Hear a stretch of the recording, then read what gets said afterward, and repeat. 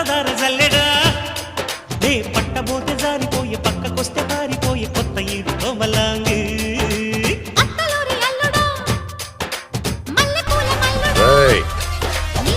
ఏం చూసుకునిరా నీకు ఆ పొగరు అని అడిగావు కదరా సత్తా సత్తా ఉన్నాడు ఎదురొస్తే చావు కూడా పడిపోతుంది నా కొడక్క. సింగిల్ గా ఉండడం వల్ల నేనే ఒక బాధ్యత.